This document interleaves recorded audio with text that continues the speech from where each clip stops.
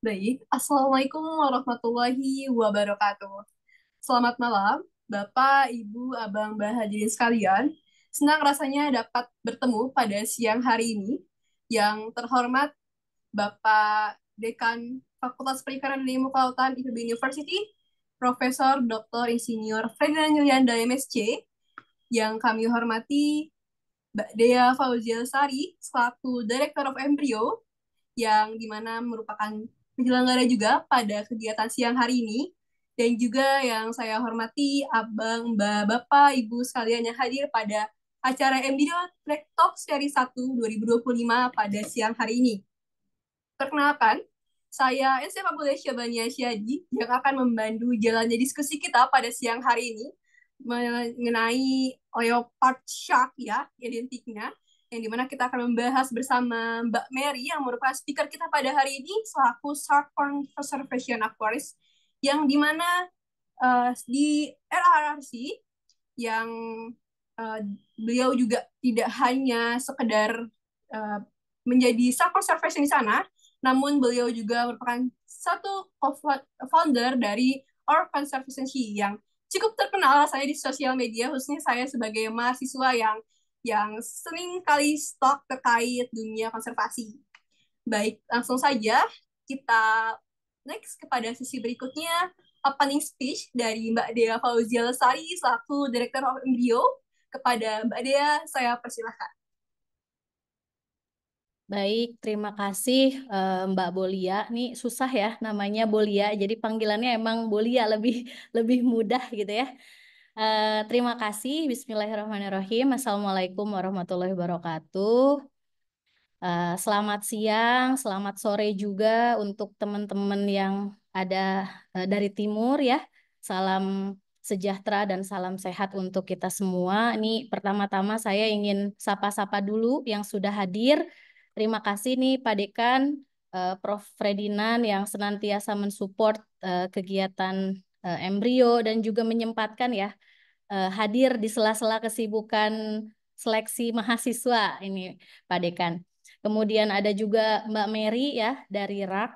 Alhamdulillah kita bisa apa namanya menyambung silaturahmi. Ini Pak Dekan dengan Mbak Mary ini kita kenalan di Bali tahun lalu ketika ada acara di CTC ya. Jadi alhamdulillah kita bisa connect apa namanya melalui acara sharing pada hari ini. Kemudian juga ada Bapak Ibu dosen, ada Pak Nati, Bang Begin, Mas Firsta, teman-teman embrio.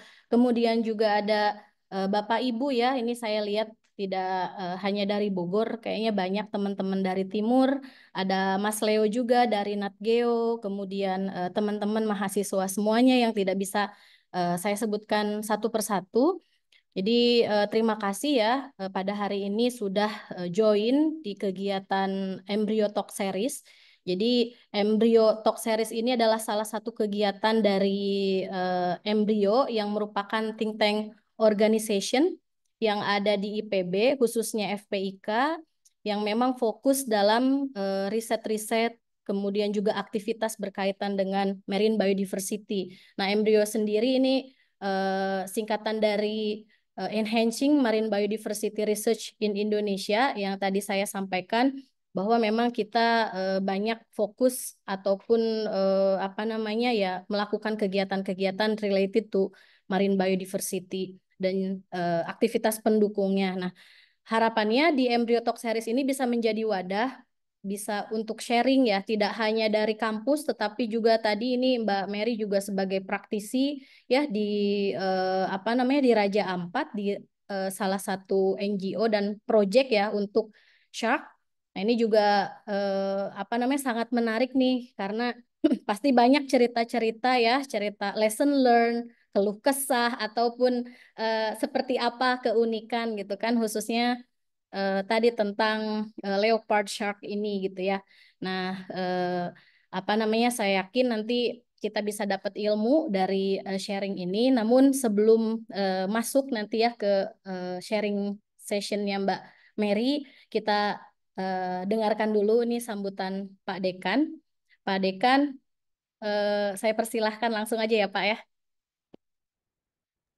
Ya, Baik, terima kasih Mbak Dea ya. Assalamualaikum warahmatullahi wabarakatuh. Ya, selamat sore dan salam sejahtera bagi kita semua. Ya, mohon maaf saya tidak pada posisi yang ideal ya untuk masuk ke Zoom ya. Karena pada saat ini sedang eh, seleksi mahasiswa baru ya karena sistem computerized jadi harus standby sekali ininya. Mas saya tadi izin, saya minta Pak Wadek Aka untuk backup saya dulu, saya tinggal keluar ruangan dulu ini ya. Eh, Dan yang saya hormati tentu dari Embrio ini Bu Mbak Direktur Embrio, Mbak Dea yang bersama teman, eh, tim dari Embrio ya, ada kemudian pembicara kita ini ya Mbak Mary Rose, Mary Rose Tapilatu gitu ya. Dan kemarin kita sempat posting itu di forum dekan itu saya bilang untuk mempromosikan Raja Ampat itunya. Wah, itu langsung dekan Unipa itu langsung komen. Itu orang Manokwari itu FPIK gitu ya. Saya bilang, siap kita akan mempromosikan ke Raja Ampat ininya untuk skala nasional ininya bahkan untuk ke arah internasional ininya. Dan Insya Allah nanti bulan Mei ya karena mereka sedang sibuk untuk persiapan pertemuan bulan Mei itu di Raja Ampat ini nanti Mbak Dea dan Mbak Mary Rose ya mungkin mudah-mudahan bisa kita ketemu di sana bulan Mei ya mudah-mudahan juga ketemu juga Leopard Saknya itu ya baik dan tentu dari teman-teman yang lain saya lihat ada Pak Yan Marwanaya ini salam kenal Pak Yan ininya dan juga Pak Nyoman Natih ya, yang lainnya mohon maaf kalau saya tidak bisa satu persatu saya sebut dan menyapanya dan tentu juga para peserta uh, webinar Embryo Talk Series ya, the first Embryo Talk Series in 2025 ini ya. Yang pertama ini ya. Mudah-mudahan ini menjadi stimulate bagi kita untuk lebih concern ya terhadap upaya-upaya melestarikan sumber daya alam kita ya termasuk Leopaksak ini ya di tengah-tengah upaya pemerintah melakukan efisiensi anggaran itu ya. Makanya ini saya juga wajahnya agak-agak gelap begini karena efisiensi juga lampu di sini. Jam 2 ini ya Pak, Ya, pulang. ini di ruangan ini nggak semuanya dinyalakan lampunya. Jadi saya keluar agak minggir dari ruang rapat jadinya. Jadi lampunya juga kurang cahayanya kurang sempurna gitu. Ya, saya kira ini hal yang sangat menarik ya, Mbak Mary ya. Dan ini termasuk langkah juga ya topik yang kita bahas saat ini yang terkait dengan leopard shark ininya yang merupakan spesies yang dilindungi dan saat ini sudah mulai langka tidak hanya di Raja Ampat di Indonesia tetapi juga in the world ya di dunia ini dan kita tahu Raja Ampat sebagai uh, ecotourism destination ya salah satu yang sangat populer tidak hanya di Indonesia tapi juga di dunia yang memiliki biodiversitas yang sangat tinggi ya. Di antaranya juga termasuk geopark shark idenya. Namun demikian populasi leopark shark ini semakin menurun ya. Nanti Mbak Mary juga bisa sampaikan uh, tidak hanya di Indonesia tapi memang di dunia populasinya dan upaya-upaya untuk melestarikan itu memang sangat diperlukan untuk menjaga populasi leopard shark ini tidak menurun karena begitu ada tren menurun maka peluang untuk musnah itu sudah dekat ke sana ini sehingga upaya-upaya kita untuk menjaga, melestarikan, mempromosikan, mensosialisasikan tidak hanya kepada para saintis, pada intelektual, tetapi juga kepada pembuat kebijakan, terutama pembuat kebijakan yang sangat-sangat kuasa gitu ya untuk bisa membuat satu keputusan yang merugikan keberadaan daripada Leopark ini gitu ya. Mudah-mudahan talk series hari ini ya bisa memberikan insight dan inspirasi ya bagi kita semua untuk menambah rasa awareness kita ya, kepedulian kita dan juga komitmen kita di dalam hal untuk menjaga kelestarian sumber daya leopard shark ini gitu ya. Terima kasih nih Mbak Dea yang sudah arrange Embryo Talk Series yang pertama di tahun 2025 ini. Ya mudah-mudahan ini bermanfaat bagi kita semua dan saya mohon maaf Mbak Mary tidak bisa ikut terus gitu ya karena saya harus masuk kandang lagi ini di ruang komputer ini ya untuk seleksi mahasiswa baru. Selamat mendengarkan pencerahan oleh Mary Rose tentang Leo Paksa gitu ya. Semoga bermanfaat. Terima kasih. Assalamualaikum warahmatullahi wabarakatuh. Waalaikumsalam warahmatullahi wabarakatuh. Waalaikumsalam warahmatullahi Terima kasih Pak wabarakatuh. Dekan. Saya Baik, mohon terima izin kasih ya Mbak Dea, ya. Mbak Mary ya sekali ini. Siapa? Izin. Terima kasih. Wah, Atau mau foto bersama dulu deh Foto, ininya. iya betul Pak. Foto bersama. untuk foto bersama akan saya pandu ya Pak ya. Sebentar. Oke, hitungan 3, 2, 1. Oke, di sini di layar saya ada 2 slide. Mohon ditahan untuk senyumannya. 3, 2, 1. Oke, sekali lagi mungkin gaya yang berbeda. 3, 2, 1. Baik, terima kasih banyak Bapak. Sini ya. Itu Bang Begin nahan perut itu namanya. Oke. Izin ya sampai sukses ya. Ya, silakan. Silakan. Baik, setelah kita mendengarkan opening speech dan juga welcoming dari Pak Dekan, selanjutnya kita langsung saja mungkin ya undang speaker hebat kita pada siang hari ini. Tapi sebelum itu, di sini saya izin merimain kepada Bapak, Ibu, dan teman-teman semuanya bahwa di akhir nanti akan ada link presensi sebagai bukti kehadiran dan juga feedback sertifikat dari kami selaku panitia. Dan sehingga mohon untuk stay hingga akhir. Selanjutnya akan saya panggilkan kepada Mbak Mary. Mbak Mary, apakah suara saya terdengar?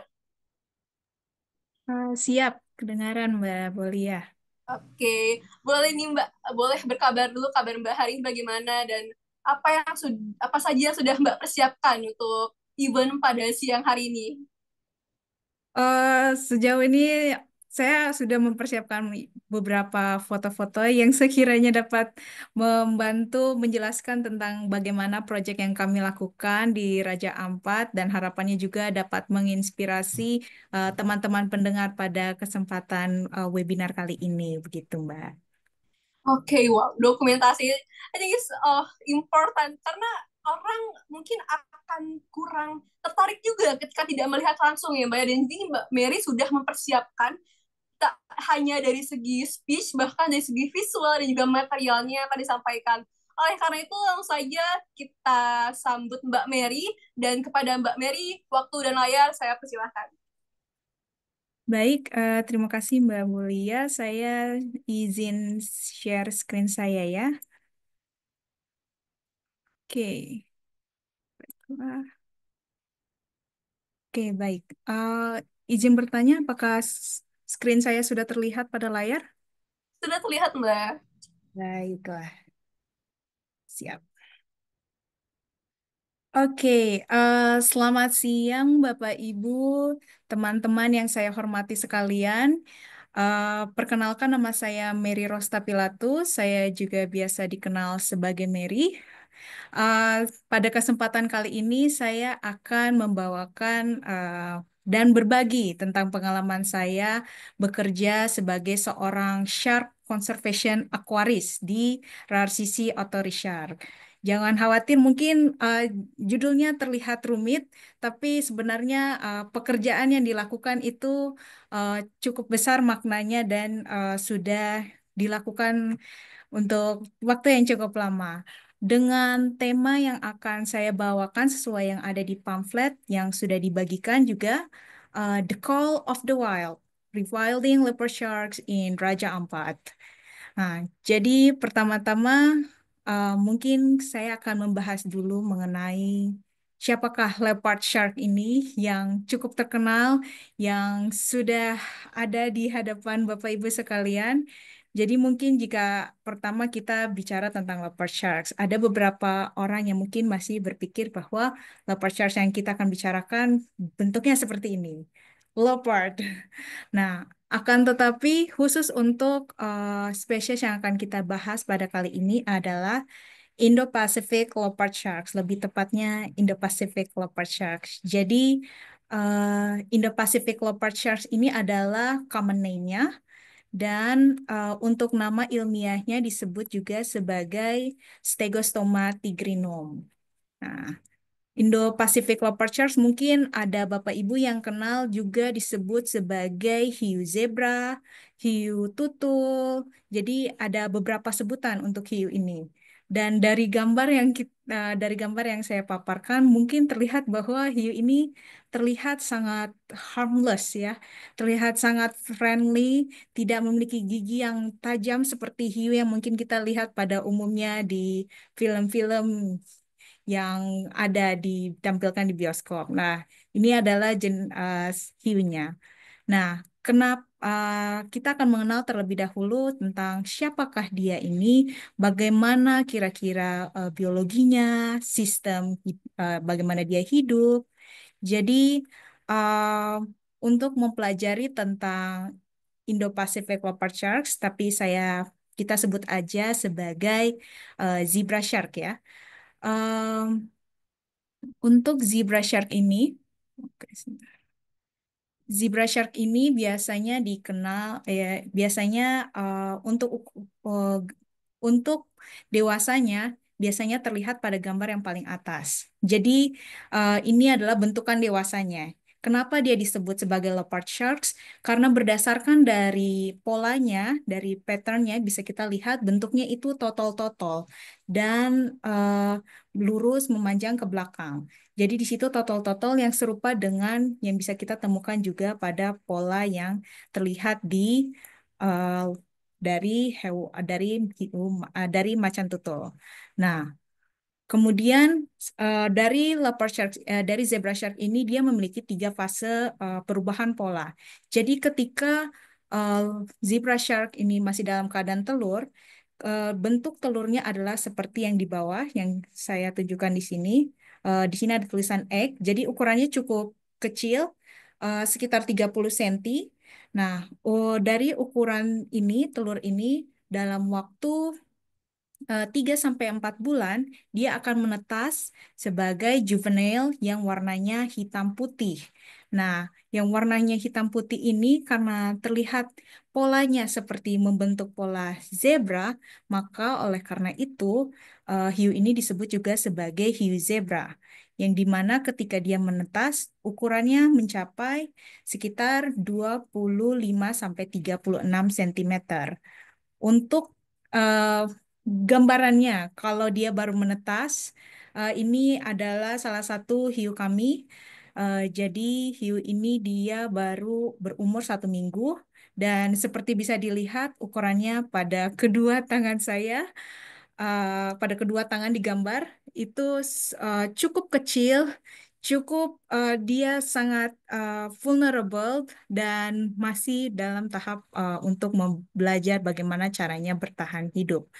Nah, setelah tahap juvenile ini, kemudian ada tahap perubahan, di mana hiu hiu zebra ini akan mulai berubah menjadi lebih membentuk seperti leopard sharks, di mana garisnya akan mulai menghilang dan titik-titiknya mulai muncul. Jadi kita bisa lihat pada gambar yang ketiga di sini ada titik yang mulai muncul ke arah belakang dan juga di sekitar dari garis-garisnya. Jadi garis-garisnya sudah mulai tidak terlihat secara utuh dan yang nantinya ketika dewasa garis-garis ini akan hilang menjadi titik sepenuhnya. Nah, untuk hewan ini sendiri atau hiu zebra ini sendiri biasanya ditemukan di daerah daerah sandy bottom atau di daerah yang berpasir begitu. Jadi biasanya mereka bersama-sama berkelompok, ada yang berkelompok, ada juga yang secara individual tergantung dari preferensi hiunya. Dan mereka biasanya ditemukan di uh, daerah berpasir, terutama di daerah Kepulauan Indo-Pasifik. Dan untuk ukuran yang bisa dicapai dari hiu zebra dewasa berukuran dari 2,5 meter, jadi cukup besar. Dari yang ukurannya pertamanya hanya lebih dari kedua telapak tangan saya, kemudian menjadi lebih tinggi dari saya atau sekitar 2,5 meter, bahkan lebih jika nantinya sudah dewasa. Nah, eh, di mana mereka mencapai umur dewasa itu ketika mereka berusia 6 sampai 8 tahun. Jadi eh, untuk mencapai usia itu waktunya cukup lama di mana di mana hiu zebra ini tidak mempunyai pertumbuhan yang cukup lambat sehingga menjadi dewasa untuk bisa menghasilkan telur. Yang di mana telur yang dihasilkan itu sekitar 40 sampai 80 telur.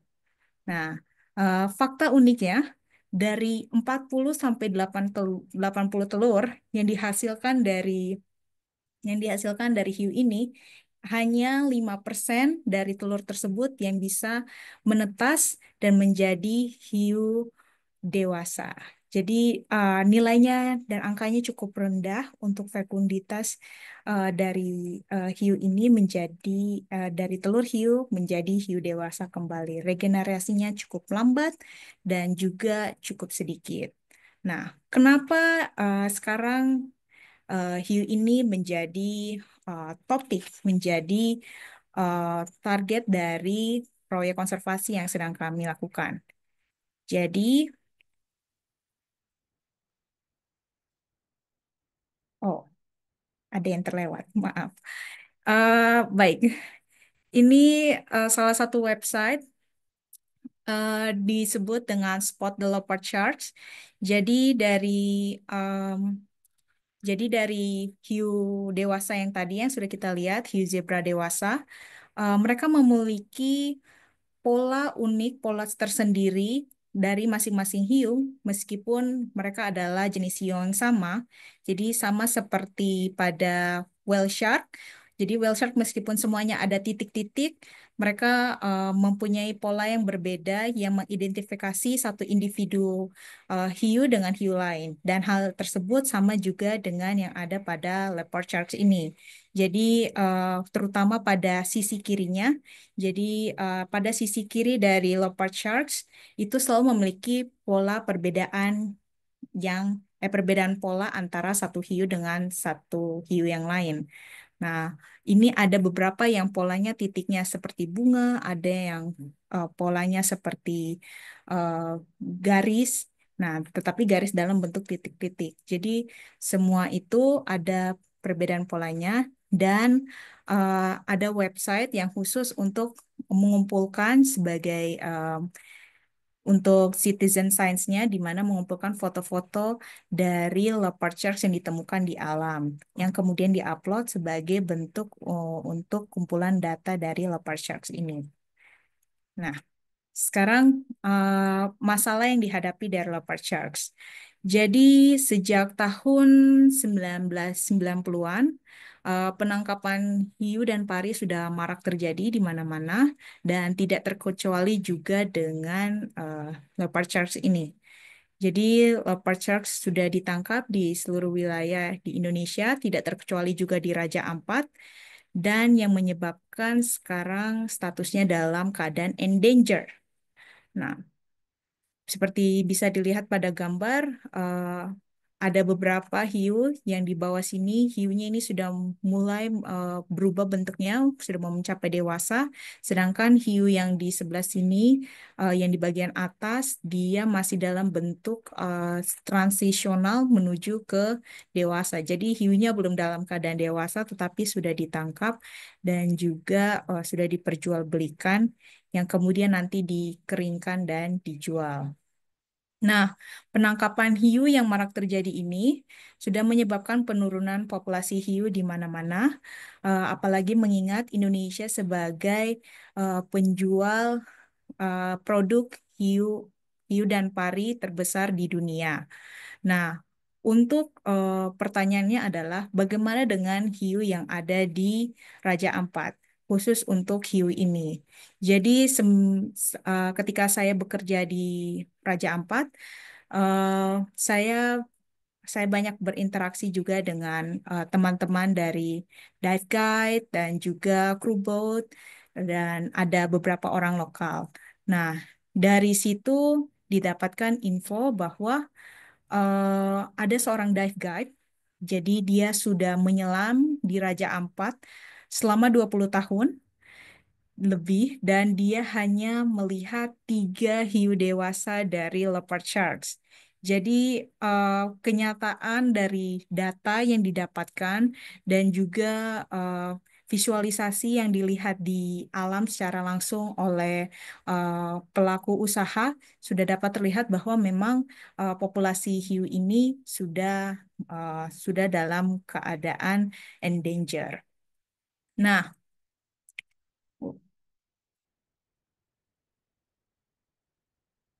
nah, nah. Di alam keadaannya populasinya sudah menurun. Namun khusus untuk khusus untuk di public aquaria jumlahnya cukup bertahan. Jadi public aquaria atau akuarium-akuarium yang ada di beberapa tempat di dunia ini mengembangkan adanya perkawinan antara hiu sehingga menghasilkan hiu-hiu yang dapat ditampilkan nantinya sebagai uh, bahan hiburan untuk pengunjung yang datang. Salah satu dari hiu tersebut adalah hiu leopard sharks dan melihat keadaannya yang ternyata masih bertahan di akuarium sana, maka founder dari program Richard ini, program dari konservasi hiu ini, berpikir bagaimana kita memanfaatkan kesempatan di mana hiu ini masih dalam keadaan yang terjamin di akuarium dan ketika hiu ini sudah tidak dapat ditemukan lagi di alam sebanyak dahulu kala. Oleh karena itu, dibentuklah sebuah koalisi. Jadi ini adalah Global Coalition yang terdiri dari 100 partner, termasuk di dalamnya ada RRCC, ada Thrive Conservation, Missile Foundation, Pemerintah Provinsi Papua Barat, Yayasan Konservasi Indonesia, Seattle Aquarium, kemudian Kementerian Kelautan dan Perikanan, BLUD, UPTD, Raja Ampat, BRIN, Shed Aquarium, Georgia Aquarium, dan masih banyak lagi partner yang bergabung yang memiliki visi yang sama bagaimana caranya untuk melakukan sebuah proyek yang dapat mengembalikan populasi hiu yang semakin menurun tidak hanya di Indonesia tetapi di seluruh dunia dengan memanfaatkan fasilitas, dengan memanfaatkan sumber daya hiu yang masih dapat terlihat, masih terjaga di di public aquaria. Nah, karena sekarang sudah ada timnya, jadi ini Richard adalah tim. Kita adalah tim yang terdiri dari NGOs, governments, kemudian academias, zoos and aquariums. Jadi semuanya ada di dalam wadah Richard ini yang bekerja bersama-sama untuk melakukan rehabilitasi populasi hiu. Nah, untuk kita sudah punya timnya. Sekarang kita akan mencari tempatnya. Untuk tempatnya nih, tempat yang dipilih adalah setelah dilihat dan dilakukan penilaian, akhirnya tim Richard memilih untuk melakukan proyek ini di Raja Ampat. Kenapa Raja Ampat? Yang pertama, Raja Ampat masih kaya dengan biodiversitasnya. Seperti yang kita ketahui bahwa eh, lokasi ini kaya akan terumbu karangnya, ikannya masih ada kurang lebih 1.500 spesies bisa ditemukan di Raja Ampat. Kemudian untuk terumbu karangnya masih dalam keadaan pristine. Jadi semua yang ada di Raja Ampat masih kaya dan bisa membantu untuk keberlangsungan dari proyek ini. Selain dari keanekaragaman hayatinya yang tinggi, di Raja Ampat juga ada 9 Marine Protected Area dan ini merupakan daerah dengan daerah eh, pelarangan penangkapan hiu dan pari terbesar di Asia Tenggara. Nah, sudah ada penetapan pelarangan pengambilan produk hiu dan pari. Di sini juga merupakan tempat yang ada marine patrol. Jadi ada ranger-ranger yang ditempatkan di setiap MPA untuk melakukan monitoring ke tiap tempat terhadap MPA-MPA yang dijaga. Jadi berdasarkan dari referensi tersebut, dengan adanya enforcement yang cukup kuat di tempat ini, maka tim Richard dengan itu memutuskan untuk memilih Raja Ampat sebagai tempat untuk melakukan proyek rehabilitasi hiu. Nah, kita sudah punya tempatnya, tempat gambaran besarnya, sekarang kantornya. Jadi eh, kantor atau pelaksanaan proyeknya ini dilakukan di dua tempat. Jadi satu dilakukan di daerah Waigeo atau di RRCC, tempat saya bekerja bersama tim RRCC. Jadi bisa terlihat pada gambar yang di atas itu adalah kantornya atau yang disebut juga sebagai Shark eh, Nursery, jadi tempat rehabilitasi untuk populasi hiunya. Dan satu lagi di Kepulauan Misol, tepatnya di Misol Foundation, dengan gambar yang tersedia pada gambar di bawah. Nah, kebetulan karena saya bekerja di RRCC, khususnya dengan tim RRCC, maka saya akan lebih membahas, lebih mengulik bagaimana pekerjaan kami di RRCC ada sebagai bagian dari Richard. Jadi, ini adalah gambarnya, seperti bisa dilihat, gambar nursery-nya. Jadi nursery ini terletak di dekat di daerah Selat Dampir, khususnya di Kepulauan Kri. Nah, apa saja yang kami lakukan untuk menjalankan dari uh, proyek rehabilitasi hiu atau yang dikenal juga sebagai STAR Project, Stegostoma tigrino Augmentation and Recovery Project. Jadi pengembalian populasi hiu Stegostoma tigrinum atau yang sudah kita bicarakan tadi, Indo-Pacific leopard sharks. Nah,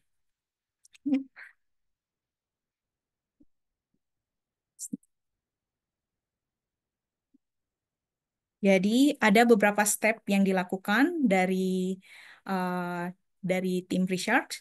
Jadi uh, dalam dalam sini saya akan membaginya menjadi beberapa step. Satu adalah egg shipment. Nah, karena populasinya di alam ini sudah menurun, sudah sulit untuk ditemukan untuk hiu dewasanya, maka tentunya untuk telur dari leopard shark ini juga sulit untuk ditemukan karena mengingat hiu dewasanya juga sulit ditemukan. Oleh karena itu, kami bekerja sama, tepatnya partner kami dari zoos and aquariums, mereka berperan penting dalam proyek ini untuk menyediakan, untuk mensuplai telur-telur hiu dari tempat mereka yang sudah dicek secara genetik, memiliki kesamaan genetik dengan hiu yang ada di wilayah Raja Ampat agar tidak terjadi populasi genetik. Nah, telur-telur hiu itu tersebut kemudian akan dicek dahulu apakah dalam keadaan sehat, apakah sudah siap untuk menetas. Nah, Jika telur-telur tersebut sudah sesuai dengan kualifikasi yang dibutuhkan, maka telur-telur tersebut akan di-pack sesimpel menaruhnya di dalam kantong plastik yang diisi dengan air dan juga telah diisi dengan oksigen, diikat dan kemudian ditaruh di dalam styrofoam box dan dikirim ke Indonesia. Nah, khusus untuk akuarium-akuarium yang telah kami lakukan menjalin kerjasama saat ini sudah ada dari Seattle Aquarium, Georgia Aquarium, Sea Life Sydney Aquarium, kemudian ada juga dari eh, Seattle, Seattle, Georgia, Sea Life Sydney, Shark Reef Aquarium, dan ada juga dari Hong Kong Park Aquarium. Jadi sudah ada beberapa akuarium yang kami bekerja sama dan mereka mengirimkan telurnya untuk untuk dikirimkan ke masing-masing shark nursery. Nah, setiap telur yang dikirimkan akan dibagikan dan distribusikan secara merata. Jadi ada beberapa yang akan pergi ke fasilitas Shark Nursery, Shark Nursery di RRCC, dan beberapanya akan dikirimkan ke Shark Nursery yang berada di Missile Foundation. Nah, untuk setiap telur yang berada di telur yang dikirimkan ke Shark Nursery yang ada di RRCC akan ditaruh di dalam tangki khusus untuk menaruh telur hiu. Nah, sebelum dipindahkan ke dalam masing-masing tangki, kami akan selalu melakukan yang disebut sebagai aklimasi, karena kita membawa ini karena telur hiu ini berasal dari akuarium yang dimana memiliki environment yang berbeda, dimulai dari temperatur, salinity, pH. Jadi ada beberapa hal yang berbeda dan kita ingin memastikan bahwa telurnya tidak akan dalam keadaan shock ketika dipindahkan ke dalam uh, ke dalam tangki-tangki yang berada di fasilitas Shark Nursery yang ada di RRCC. Jadi setelah memastikan hal tersebut, kemudian para akuaris, saya beserta teman-teman akuaris, kami akan selalu mengecek keadaan telur, bagaimana keadaan telur setiap saatnya. Nah, kenapa pengecekan ini menjadi penting? Karena kan kami ingin melihat bagaimana perkembangan pertumbuhan dari masing-masing hiu di dalam telurnya. Jadi seperti yang bisa Bapak Ibu lihat pada gambar, yang besar ini adalah egg case-nya. Jadi ini casing telurnya dan di dalamnya adalah hiunya. Dan uh, dan kita melakukan hal yang disebut dengan candling, eh, hanya dengan menaruh senter saja, seperti kalau kita mau melihat telur ayam, kita taruh senter di bawah telurnya. Nah, hal yang sama juga kami lakukan kepada telur hiu. Tetapi karena telur hiu ini isinya bayi hiu yang sensitif dan masih dalam tahap pengembangan organ tubuh, maka biasanya kami tutup sedikit sehingga tidak membuat hiu yang berada di dalamnya terganggu atau mungkin saja menyebabkan kebutaan bagi hiu. Jadi ada teknik khusus bagaimana cara memegangnya, bagaimana cara menyinarinya agar tidak mengganggu dari pertumbuhan hiu tersebut, tetapi dapat juga memastikan bagaimana perkembangannya setiap waktunya. Nah, untuk perkembangannya itu selain uh, berapa besar dari hiu, kami juga melihat ukuran dari yolk. Pada gambar ini yolknya sudah tidak ada. Jadi yolk itu adalah kuning telur. Kan dalam proses pembentukan pasti mereka membutuhkan kuning telur untuk sebagai sumber nutrisi mereka ketika berada di dalam telur. Nah, jika yolk ini sudah habis, maka itu menjadi salah satu tanda di mana hiu yang berada di dalam akan siap untuk menetas karena makanannya sudah tidak ada nih. Jadi mereka akan keluar untuk mencari makanan di tempat lain dengan cara menetaskan diri mereka. Nah, oke.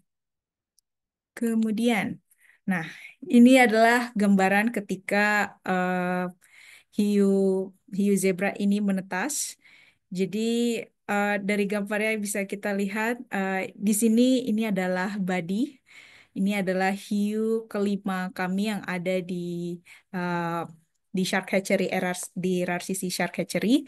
Nah, oh, di sini para akuaris akan memastikan hiu ini bertumbuh dengan baik, di mana kami selalu membersihkan tangkinya, memastikan tidak kotor, dan juga memberikan makanan yang dibutuhkan.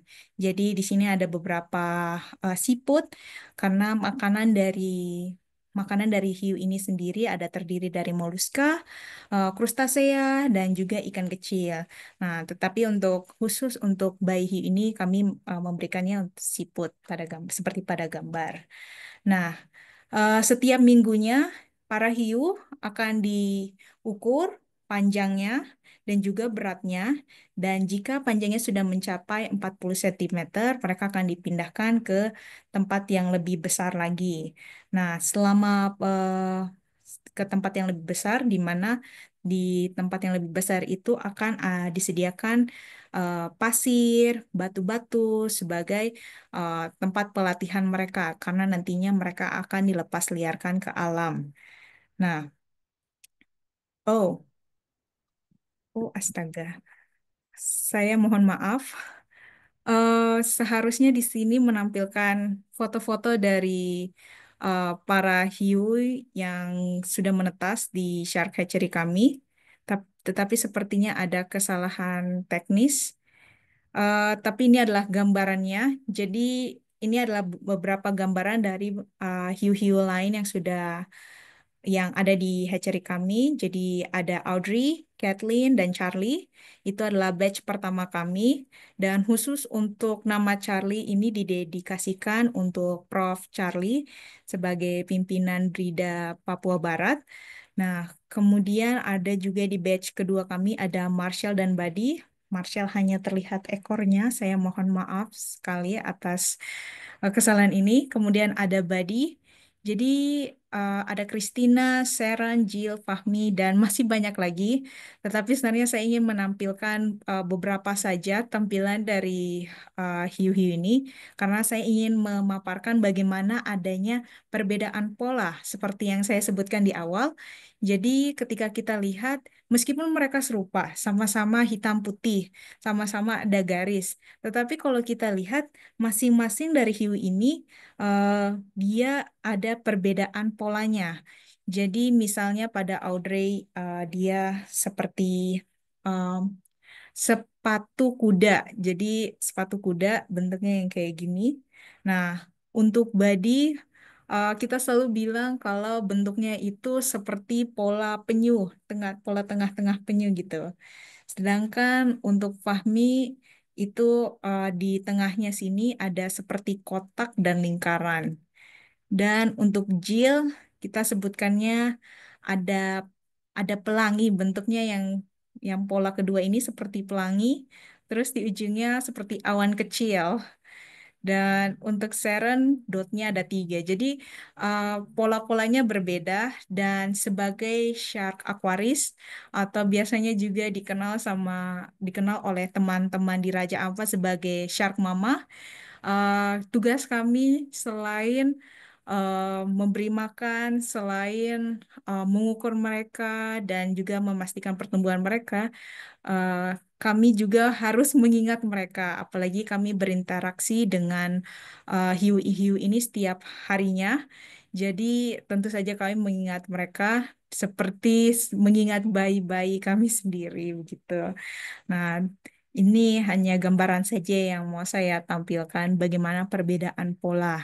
Dan pola ini akan menetap hingga tahap transisional. Tapi nanti saat dewasa, seluruh pola garis putih ini akan menghilang. Dan yang tersisa hanya di bagian titiknya saja. Oke.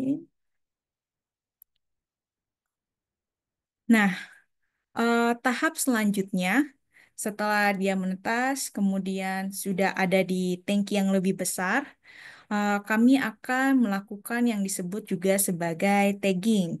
karena nantinya kami akan melepas liarkan hiu-hiu ini ke alam dan kami ingin memastikan bahwa hiu-hiu ini dalam keadaan sehat, masih ada, dan dapat terpantau pergerakannya sudah kemana saja di wilayah Raja Ampat ini sehingga nantinya bisa dilakukan monitoring dan juga adanya pengiriman Marine Patrol untuk melihat dan memantau pergerakan mereka.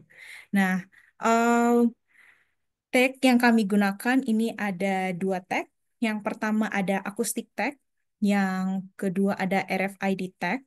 Jadi RFID ini adalah Radio Frequency Identified Tag, yang dimana seperti pada gambar akan ditembakkan di bagian dorsal fin. Nah, ditembakkan secara menyamping. Kemudian tag itu akan memberikan sinyal ketika berada di permukaan laut, sehingga memberikan sinyal kepada satelit untuk melihat pergerakannya. Akan tetapi, sayangnya, karena hiu ini adalah tipe hiu yang suka main di dalam, eh, di laut yang lebih dalam, jadi kami menaruh tag yang lain yang disebut dengan acoustic tag. Gambarnya tidak dapat disediakan, tetapi simply acoustic ini akan dimasukkan ke dalam tubuh hiu untuk nantinya memberikan sinyal ketika hiu ini lewat di antara transmit di antara receiver-receiver yang sudah ditaruh di beberapa poin tertentu di sekitar wilayah Raja Ampat gitu. Jadi, eh, untuk memastikan mereka dapat tetap terpantau, tag ini sangat-sangat necessary untuk dilakukan. Dan hal ini dilakukan sebelum mereka memasuki fase selanjutnya. Nah, fase selanjutnya, fase terakhir adalah sipen. Ini em, hanya dilakukan ketika hiu yang sudah di-tag sudah pulih dari taggingnya, jadi sudah tidak ada luka, sudah bisa makan dengan baik, jadi mereka sudah fully recover.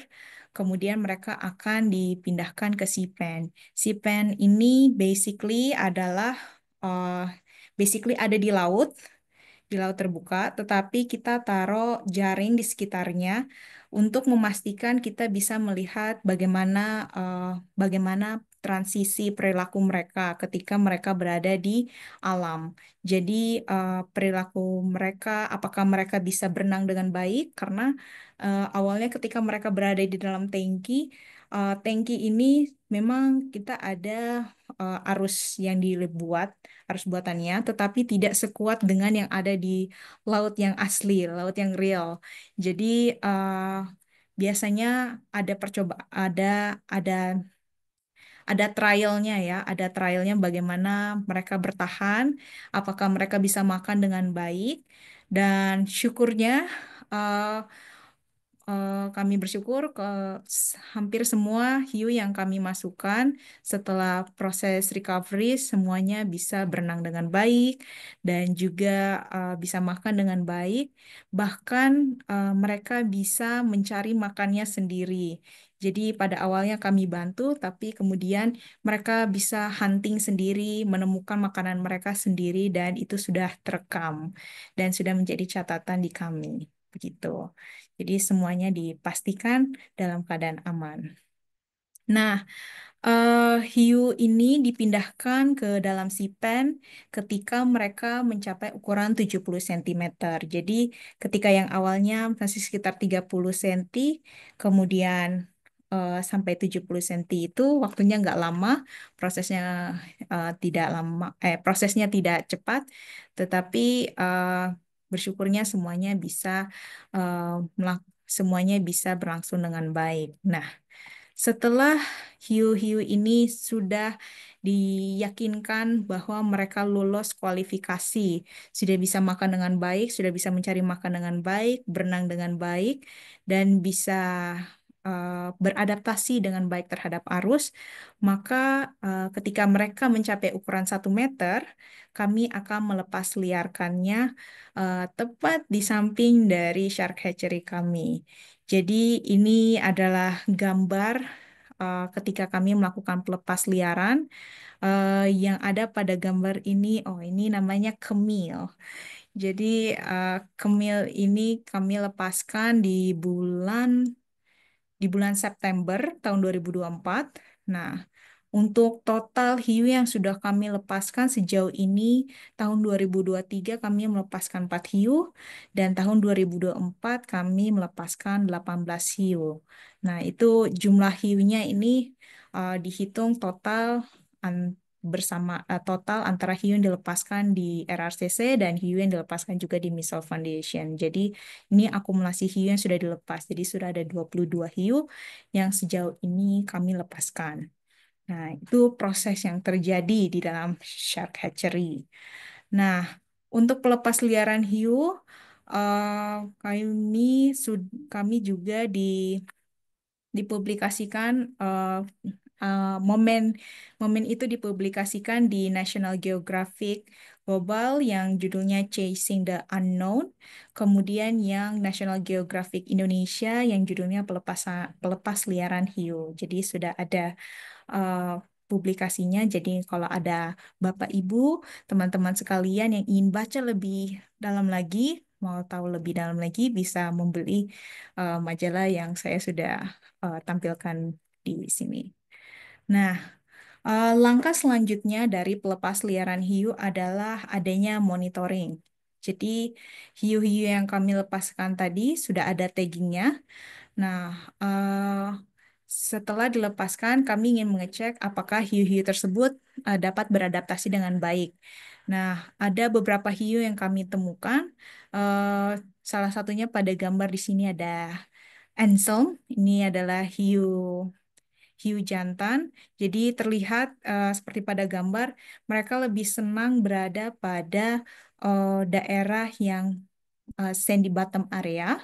Dan sebenarnya mereka ini cukup friendly dengan manusia. Tetapi khusus untuk Anselm itu ya, nanti ketika ada makanan mereka akan pergi lagi. Jadi kami berhasil menemukan kembali. Jadi hiu yang kami lepas liarkan bisa ditemukan kembali dan mereka dalam keadaan sehat. Dan sejauh ini sudah ada beberapa sightseeing dari hiu-hiu yang telah kami lepas liarkan di alam.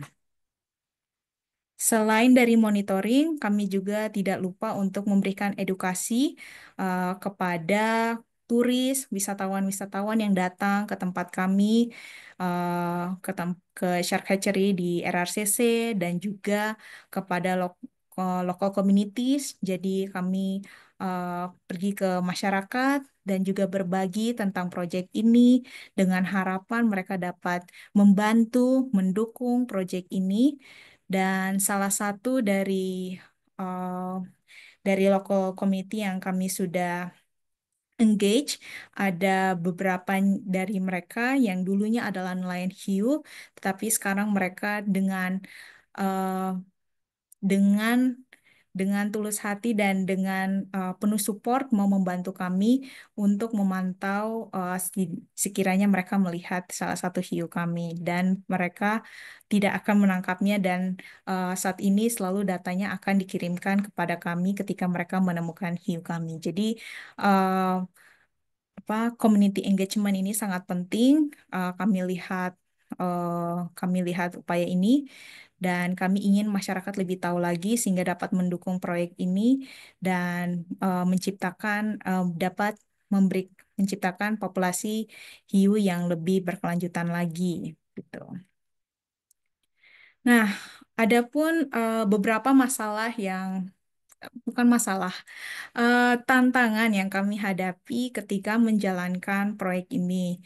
Ada ada tantangannya, salah satunya kami masih membutuhkan banyak riset, terutama ketika pelepas liaran hiu, bagaimana monitoring yang tepat, kira-kira bagaimana penanganannya. Kemudian juga kami masih membutuhkan um, banyak pekerja lapangan seperti sebagai seorang akuaris yang bekerja juga sebagai marine patrol, orang-orang yang berkomunikasi dengan masyarakat, kami masih lebih membutuhkan banyak orang lagi.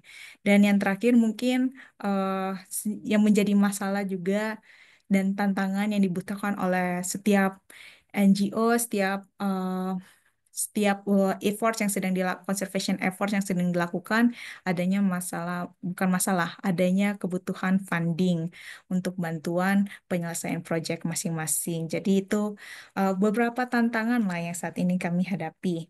Nah, untuk menyelesaikan tantangan itu, maka oleh karena itu kami membuka, khususnya Richard sedang membuka kesempatan nih untuk magang buat teman-teman adik-adik mahasiswa dari mana saja, khususnya daerah wilayah Indonesia Timur ya.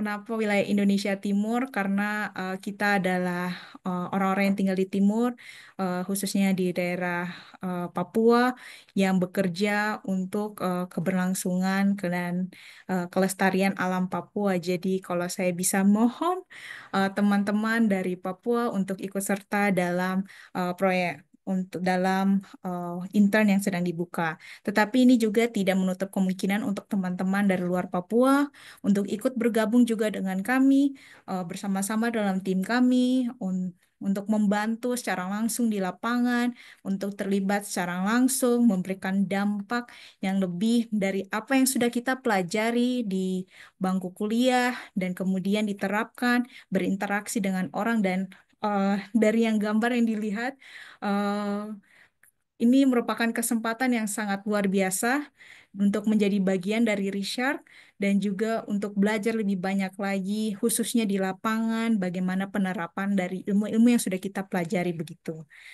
Untuk ini job description-nya cukup banyak, tetapi semuanya bisa dilakukan bersama-sama dan pastinya kita akan having good time and learning lots of things and from the experts especially. Jadi ini merupakan tempat yang sangat bagus untuk adik-adik semua, adik-adik mahasiswa semua untuk belajar bersama-sama. Nah, kemudian untuk penyelesaian dari tantangan funding, kami ada buka program disebut sebagai program Adopt a Zebra Sharks. Jadi dari masing-masing hiu itu, jika ada Bapak Ibu sekiranya yang mungkin memiliki $10.000 dan ingin mengadopsi seekor hiu, bisa dipersilahkan nanti bisa menghubungi tim Richard. Kemudian pembayaran untuk hiunya, pembayaran untuk program ini, kemudian sebagai dedikasi kami akan memberikan beberapa benefits dari pembayaran ini. Tetapi kalau tidak ada 10.000 USD dolar juga tidak apa-apa. Di website Richard kami ada buka donation. Ini paling murah 90.000. Jadi mungkin ada yang sedang dapat bonus ingin membantu project Richard, tapi mungkin kalau ke Raja Ampat kejauhan kali ya. Jadi bisa langsung pergi ke websitenya, saya ada taruh di bawah atau klik Richard aja di Google, kemudian ke websitenya khusus di donation ada beberapa pilihan, mau kasih sekali atau give once, ada pilihannya dan ada juga yang bisa diberikan setiap bulannya dengan minimum pembayaran 90.000. Jadi ada banyak cara untuk bisa membantu proyek kami, proyek rehabilitasi hiu khususnya di Raja Ampat dan eh, dan saya berharap bahwa cerita saya ini, sharing pengalaman, pengetahuan yang saya berikan ini dapat menjadi inspirasi bagi Bapak Ibu sekalian, bagi adik-adik mahasiswa yang sedang mengikuti webinar ini, uh, dan tahu bahwa oh ternyata uh, pekerjaan untuk di marine biology itu ada banyak pilihannya dan kita itu sebagai anak-anak Indonesia harus berbangga ada proyek seperti ini dan kita bisa berkontribusi secara langsung baik dari pengetahuan kita, waktu kita, eh, tenaga kita untuk terlibat langsung, dari uang kita juga bisa, dengan sharing-sharing tentang Risha juga bisa. Jadi ada banyak kesempatan yang dibuka dan tolong itu untuk bisa dimanfaatkan dengan baik untuk mewujudkan marine biodiversity yang lebih terjaga, lebih lestari sehingga kita tetap berada di the most biodiversity, the most marine biodiversity, the rich marine biodiversity in the world gitu ya. Kita tetap ada di klaim itu dan berbangga dengan dengan title itu dan tidak lagi uh, men- dan tidak lagi ada penurunan populasi hiu di mana-mana begitu. Nah, kurang lebihnya saya mohon maaf dan jangan lupa untuk follow Instagram Richard.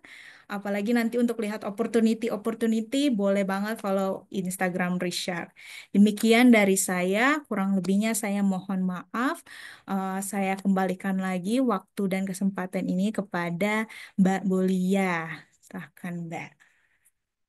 Baik, terima kasih banyak Mbak Mary atas pemaparannya dan sangat unik ya. Di ending ini ada challenge dan juga ada opsi sebagai suatu solusi yang dimana saya pikir ini terutama mahasiswa itu sangat tertarik sih Mbak untuk peluang seperti intern untuk kita sambil edukasi, sambil menjaga juga gitu ya leopard shark ini.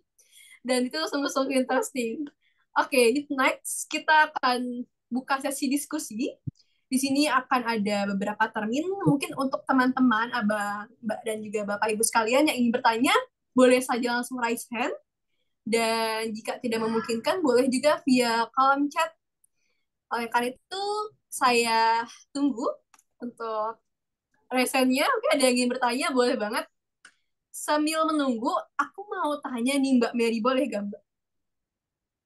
Boleh, Mbak. Gimana, Mbak? Oke, tadi di sejauhnya udah ada 22 shark berarti Mbak ya yang udah dilepaskan.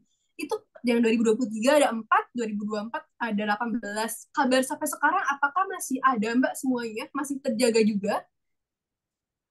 Oke, terima kasih Mbak Bulia untuk pertanyaannya yang menarik. Oke, jadi itu yang masih dalam tahap research. Jadi sejauh ini kita masih melihat sejauh mana masing-masing hiu ini setelah dilepas liarkan, sejauh mana mereka akan pergi. Dan ada beberapa transmitter yang sudah ditanam dengan jarak tertentu ya. Jadi jaraknya itu sekitar 10 sampai 50 kilometer dari tempat pelepas liaran. Nah, untuk sejauh mana itu masih dalam tahap penelitian. Tetapi dari 22 hiu yang sudah dilepas liarkan, sejauh ini kalau saya tidak salah ya, kalau ada teman-teman akuaris di sini bisa tolong bantu perbaiki juga. Sejauh ini sudah ada 12 kali sightseeing dari hiu-hiu yang berbeda. Jadi di Misol sudah ada sightseeingnya, di RRCC itu sudah cukup banyak yang terlihat dengan waktu yang berbeda-beda, tetapi dengan individu yang sama begitu. Jadi misalnya di bulan ini, uh, contohnya tadi ada Contohnya tadi ada Kemil, ada Anselm, itu sudah beberapa kali terlihat di transmitter kami, di receiver kami. Jadi cukup beberapa lah sudah ada. Oke, thank you banget Mbak Mary. Oh, jadi ya situlah pentingnya dari segi kelanjutan terkait riset Mbak ya dan memang sumber daya manusia sangat dibutuhkan di sini. Jadi teman-teman yang ingin intern tuh boleh banget dan support terkait ya situasi start di saat ini gitu dan juga tentunya itu mempengaruhi aspek keberlanjutan. Oke, next di sini ada pertanyaan yang masuk Mbak dari saya. Dari Mbak Basriani ke saya, izin untuk bertanya, untuk lokasi perairan habitat hiu ini sendiri, apakah sudah ada regulasi atau konservasi wilayah di sana? Mengingat komunitas hiu ini sudah berada di zona bahaya, sehingga ada tanggapan pemerintah ataupun masyarakat ketika mengetahui proyek ini. Mungkin boleh langsung dijawab aja oleh Mbak Mary. Oke, terima kasih untuk pertanyaannya. Jadi khusus untuk di wilayah Raja Ampat, sudah ditetapkan bahwa wilayah ini menjadi zona larang tangkap khusus hiu dan pari, jadi tidak ada lagi nelayan yang diperbolehkan untuk menangkap hiu dan pari. Oleh karena itu, dianggap bahwa Raja Ampat merupakan tempat terbaik untuk melakukan rehabilitasi hiu ini, menjamin keberlangsungannya di alam, sehingga nantinya kita masih bisa melihat hiu ini setelah dia dilepas liarkan dan adanya Marine Patrol yang bisa memastikan bahwa tidak ada kegiatan penangkapan hiu yang terjadi begitu. Gitu, Mbak. Baik, untuk Mbak Basriani apakah sudah terjawab? Oke, terima kasih. Oke. Selanjutnya, untuk penanya selanjutnya, atau yang ingin diskusi, boleh banget langsung saja Nick dan juga Kem jika memungkinkan. Saya bisa bertanya. Boleh, Bapak, dipersilahkan. Iya, baik. Selamat sore, Mary. Selamat sore, Bapak. Iya, kalau Mary tidak kenal saya, kalau Papa dan Yulia kan sering kena biri, saya temani untuk hiu paus itu. Saya sering mendengar nama Bapak. Iya, saya di Fakultas Perikanan. Eh, kalau dari cerita budaya di sana, apakah leopard shark ini ada punya hubungan dengan masyarakat atau nggak ada? Karena kalau misalnya kenapa di Nabire hiu paus itu bisa bertahan, eh, masyarakat adat itu mempunyai hubungan budaya. Mereka menggunakan namanya itu. Waktu saya disertasi juga itu disebut Hinio Tanivre. Hinio Tanivre itu artinya dia penjaga laut. Sehingga secara adat masyarakat itu tetap melindungi dan menjaga begitu. Saya tidak tahu dengan apa hiu eh, leopard shark ini, apakah masyarakat itu punya budaya terhadap hiu hiu itu atau tidak gitu. Terima kasih. Baik, terima kasih Bapak Yan untuk pertanyaannya yang sangat menarik. Eh, jadi selama saya bekerja di RRCC dan juga berdasarkan info yang saya dapat dari teman-teman yang tinggal di wilayah Kri dan juga di Selat Dampir, saya belum menemukan adanya keterkaitan secara adat istiadat antara hiu zebra dengan masyarakat. Akan tetapi memang hiu zebra ini dulunya sering ditangkap karena adanya polanya yang menarik sehingga bisa menghasilkan nilai jual yang cukup tinggi. Oleh karena itu ada penangkapannya hingga adanya larangan penangkapan sehingga tidak ditangkap lagi begitu Bapak. Oke, baik, baik. Terima kasih. Terima kasih Bapak. Baik, sudah terjawab dengan jelas ya, Pak ya? Ya, silakan ya. Terima kasih. Ya, baik. Selanjutnya untuk teman-temannya lain, jika ada yang ingin bertanya ataupun diskusi ataupun memberikan suatu pandangan, itu sangat-sangat diperbolehkan. Di sini kita open discuss saja, baik langsung via unmic ataupun di via chat. Baik, sambil nunggu, kalau dari Mbak Dia gimana nih Mbak tanggapannya terkait tadi material dari Mbak Mary? Itu sangat interesting sih Mbak bagiku, karena itu suatu hal baru juga ketika aku baru tahu ternyata ada leopard shark beserta bagaimana cara manage how dan seterusnya itu. Oke, baik Mbak Bolia, terima kasih. Ini Mbak Mary kayaknya Mbak Bolia kalau misalkan ini materi dibawain dari lalu-lalu pasti nyesel. Kenapa nggak internship di apa jadi Mama Shark gitu ya di Raja Ampat gitu. Aduh, Iya bener nggak sekali. Bolia? Nah, jadi terima kasih ya Mbak Mary. Tadi saya rasa sangat menarik materinya juga tadi apa namanya oleh-oleh gambar dari Raja Ampat sangat apa memanjakan mata gitu ya. Nah, kemudian tadi juga apa namanya ada ya nama-nama sharknya sehingga memang itu juga unik gitu. Nah, kalau tadi mungkin yang Mbak Mary sampaikan ya kalau misalkan mau adopsi gitu ya, itu bisa jadi namanya yang adopsi itu kali ya, Mbak. Seperti itu ya. Nah, kemudian yang menarik juga sebenarnya tadi Mbak dari hatching gitu ya, dari hatching telur. biasanya per individu itu berapa banyak apa namanya bisa bisa apa ya namanya tuh ya menghasilkan ya. Kemudian survivalnya sendiri bagaimana? Karena kalau biasanya kalau dilihat dari hatchery-hatchery ini problemnya adalah di survival gitu ya. Nah, mungkin eh, apa bisa sharing juga terkait lesson learn dan juga tadi ya trik-trik biar successful untuk hatching ataupun rewildingnya tadi ya. Oke. Oh, eh, sama satu lagi, kan ada mama shark. Ada nggak papa sharknya? Baby sharknya ada, mama shark ada. Kalau papa sharknya ada nggak? iya, baik. Terima kasih banyak, Mbak Dea. Mungkin saya jawab yang paling gampang dulu kali ya. Eh, jadi kenapa ada Mama Shark? Itu karena kebetulan eh, teman-teman yang kerja di RRCC Shark Hatchery ini, Shark Nursery ini didominasi oleh woman. Jadi kami semua terdiri dari perempuan-perempuan yang memang punya punya passion terhadap marine conservation dan mau bekerja di sini dan oleh karena itu kami semua diisi oleh Mama Shark. Kayaknya kalau nggak salah intern yang baru ini baru ada Papa Sharknya, tapi nggak tahu dia mau dipanggil Papa Shark atau enggak. Brother shark kali ya. Aduh, iya mungkin kali ya. Iya, eh mungkin untuk terkait survivalnya ya. Jadi kalau dari sini sebentar ya. Oke.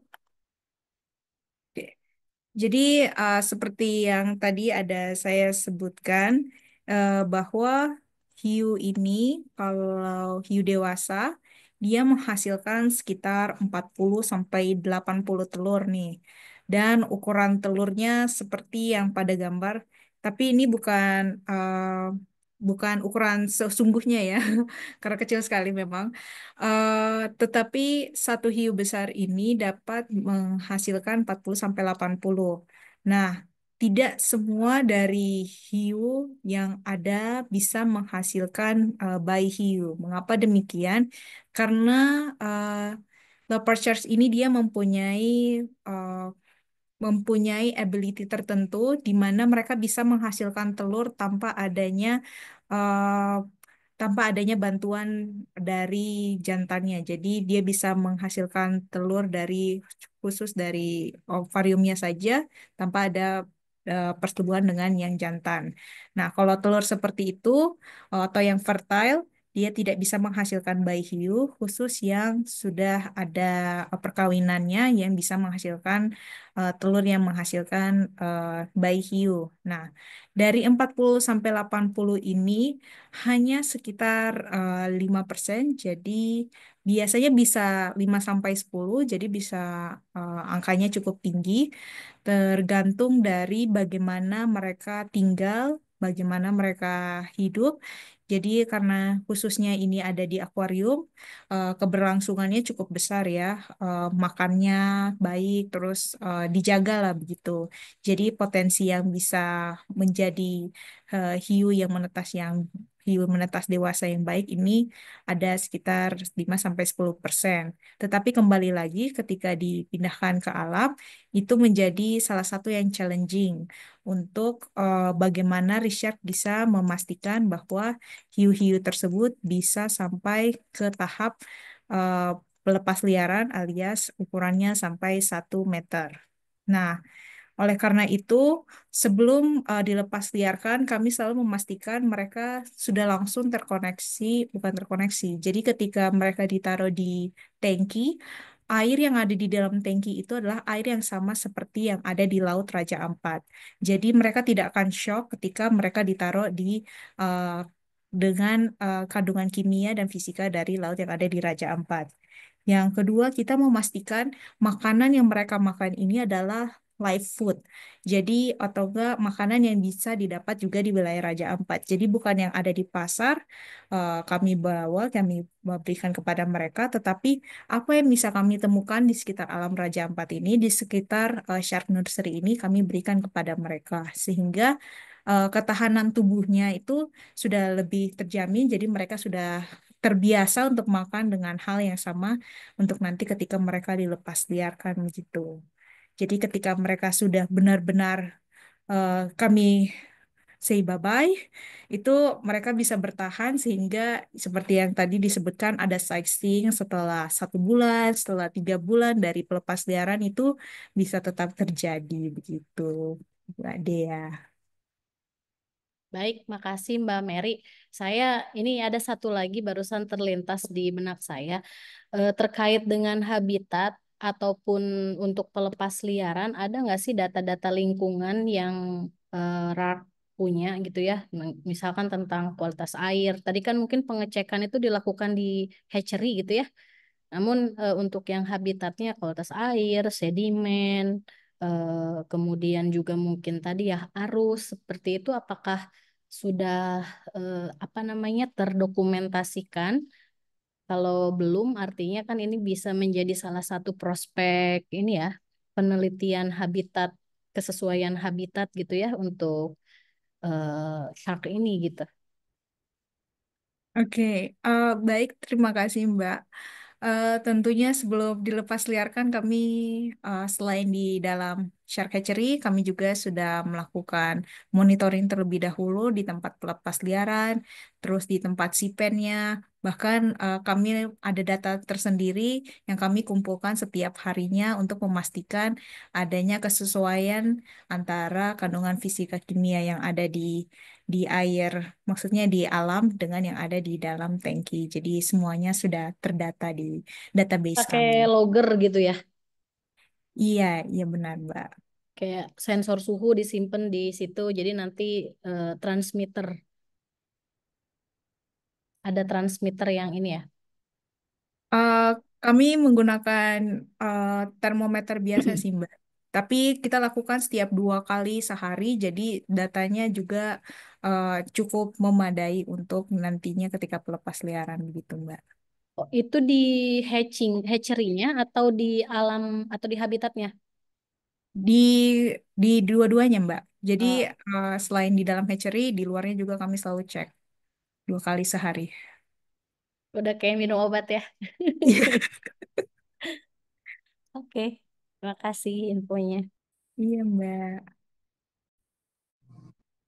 Oke, definisi ini ya Mbak ya, definisi mama menjaga dan juga ya seperti mentreat seperti bayi kalau kata Mbak Mary. Oke, Mbak, ini kita berbincang terkait kebijakan ataupun regulasi ya Mbak. Apakah ada yang perlu diperkuat kembali dari yang memang udah ada sebagai upaya keberlanjutan tidak hanya secara dari program ini, namun ya untuk upaya rewilding hiu-nya sehingga dapat berjalan efektif dan juga berkelanjutan gitu Mbak. Karena tadi kita sudah membahas terkait masyarakat adatnya bagaimana, mungkin masyarakat lokal terkait uh, lingkungannya, dan sekarang kita mungkin balik ke kebijakannya. Kalau dari tanggapan Mbak Mary gimana Mbak? Oke, baik. Terima kasih Mbak Mulia. Sejauh ini eh, regulasi terkait perlindungan hiu dan pari khususnya di Raja Ampat ini sudah menurut saya sudah terimplementasi dengan baik ya. Sudah ada peraturannya langsung dari Kabupaten Raja Ampat untuk pelarangan penangkapan hiu dan pari dan itu sudah cukup luar biasa untuk dilakukan apalagi mengingat ini adalah Provinsi Papua Barat adalah provinsi konservasi. Jadi gerakan yang dilakukan, inisiatif yang dilakukan oleh Kabupaten Raja Ampat ini sangat berperan penting, khususnya untuk mendukung program rehabilitasi hiu dan pari, terutama hiu yang sedang kami lakukan proyek ini yaitu leopard sharks. Nah, adapun untuk peraturan pemerintah yang lain, sudah ada regulasi terkait kuota penangkapan untuk penangkapan hiu dan pari. Tetapi mungkin yang diperlukan salah satunya adalah terhadap leopard sharks karena saya belum melihat adanya regulasi tertentu dari pemerintah pusat terhadap penangkapan dari leopard sharks. Tetapi untuk hewan laut Appendix 2 sudah ada regulasi tertentunya dan itu sangat membantu dan harapannya bisa diimplementasikan secara baik secara nasional di seluruh wilayah di Indonesia. Begitu, Mbak. Oke, baik. Terima kasih banyak, Mbak. Itu menjadi hal yang memang perlu diperhatikan dan sebagai upaya keberlanjutan juga sih, Mbak, yang memang menjadi aspek sustainability yang cukup krusial untuk bagaimana kita ke depannya. Sebelum kita tutup pada sesi diskusi kali ini, aku akan hitung mundur untuk teman-teman. Mungkin jika ada yang ingin bertanya, masih kita buka dalam hitungan 3, 2, 1. Oke, oleh karena itu diskusi kita cukupkan. Dan untuk Mbak Mary, boleh Mbak closing statement-nya buat para hadirin yang udah hadir di Zoom ini. Dan mungkin sebagai inisiasi bagaimana hal project ini dapat menjadi model untuk inisiatif upaya shark conservation ke depannya. Untuk Mbak Mary, silakan. Oke, baik. Eh, apa ya? Kalau dari biasanya yang disebutkan dari kami, dari teman-teman dari Timur, ada istilah kalau bukan sekarang, kapan lagi? Kalau bukan torang, siapa lagi? Jadi, kenapa saya suka sekali dengan kata-kata tersebut? Karena memang hal itu adalah hal yang perlu kita lihat begitu. Kalau kita nggak lakukan sekarang, kalau kita nggak ambil tindakan saat ini, ketika kita lihat ada kesempatan, di situ ada kesempatan intern terbuka dan kita tidak mencobanya, tidak belajar dari situ, maka kapan lagi kita tidak tahu gitu bagaimana kita bisa berkontribusi langsung. Atau ketika ada kesempatan di tempat lain dan kita tidak mengambil kesempatan itu, maka semuanya akan terlewat dan eh, kita tidak berkontribusi secara langsung. Nah, dan kalau bukan kita, kita yang sudah punya hati, terutama teman-teman yang sudah lihat bagaimana keadaan sekarang, keadaan biodiversitas kita sekarang yang sudah menurun populasinya, dan urgensinya di mana butuh orang-orang seperti yang tadi saya sebutkan. Kita butuh orang-orang di lapangan untuk bekerja secara langsung dan dan teman-teman sekalian, Bapak Ibu sekalian bisa menjadi orang tersebut yang berperan penting untuk membangun dan memastikan bahwa uh, kekayaan laut kita tetap terjaga dan tetap lestari. Jadi kita yang harus menjadi agent of change selanjutnya. Demikian dari saya. Terima kasih banyak Mbak Mary. Kalau bukan orang siapa lagi, kalau bukan sekarang, kapan lagi, itu kata-kata yang sangat closing statement yang sangat singkat, padat, dan jelas.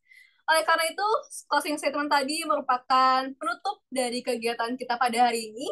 Untuk teman-teman dan juga Bapak Ibu sekalian, bagi yang belum mengisi link registrasi ataupun presensi, mohon segera diisi karena itu merupakan suatu format ataupun data yang akan kita gunakan sebagai feedback sertifikat dari kami panitia kepada Bapak Ibu sekalian sudah hadir pada room meeting pada hari ini. Oke, untuk linknya akan saya kirim kembali. Mbak Bolia nih, ada Ibu Dekan Unipa nih. Wah, Selamat sore, Bu Selvi. Apa kabar? selamat sore Ibu. Ya, halo, selamat sore semuanya. Terima kasih Bu, sudah join Bu. Siap. Ya, terima kasih sudah mengundang Mary juga nih sebagai presenter kita yang hebat. Terima Mantap kasih Bu. juga. Ya, Siap Bu, nanti insya Allah bisa kolaborasi ya Bu. haruslah Mary kan sudah jadi dosen di sini, jadi bisa membangun kerjasama nih Mary dengan teman-teman muda dari IPB. Siap, Ibu. Nanti kita kolab. Iya.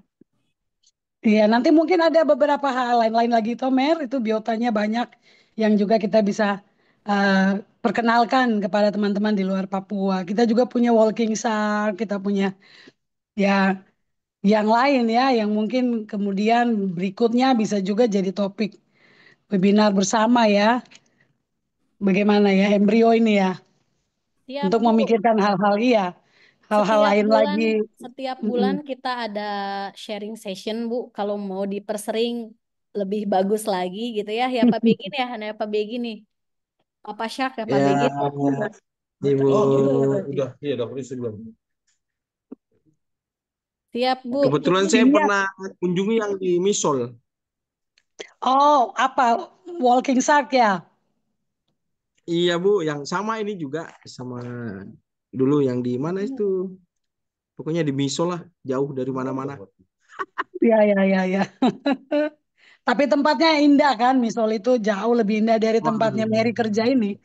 Kri ini WGO. betul. Iya, betul. Wagyu sih. Iya. Iya, iya. Siap Bu, Saya terima pikir, kasih Bu. Terima kasih iya, saya Kak pikir Mary. memang banyak banyak tema ya yang bisa apa digarap lagi. Kemudian sayangnya tidak banyak anak-anak dari Unipa ini ikut. Padahal saya sudah menyuarakan supaya mereka bisa bergabung. Mudah-mudahan berikut-berikutnya banyak mahasiswa bisa ikut ya untuk informasi yang bagus-bagus begini. Iya Bu. Boleh Bu, Oke, nanti bisa dikerahkan ya Bu ya. siap. Nanti Mary Pasukan aja yang dari gerakan. ini dari timur. Siap. Terima kasih ya semuanya. Terima kasih banyak Baik. Ibu. Terima kasih Bu Iya, Dekan. iya. Baik. Terima kasih juga Ibu. Dan sekian untuk teman-teman pada yang hingga sore hari ini, saya selaku moderator, boleh izin pamit undur diri. Wassalamualaikum warahmatullahi wabarakatuh. Untuk sertifikat akan dikirimkan via email ataupun nomor telepon yang teman-teman masukkan di link presensi ya, teman. Sampai jumpa di top series embrio yang kedua. Baik, terima kasih ya Mbak Mary semuanya. Terima kasih banyak Mbak Dea. Sampai jumpa kembali di talk series berikutnya, keren. Oke, terima Mungkin kasih untuk kalau kesempatannya. memungkinkan materinya bisa di-share nanti karena banyak teman-teman tadi yang nanya gitu ya. Di PDF saja biar ini. Yap, bisa Terima Mbak. Nanti kasih aku Pak Sugeng, Prof. Nurjana semuanya, Bang Begin, Mas Firsta, dan Mbak Bolia, Mbak Ani. See you.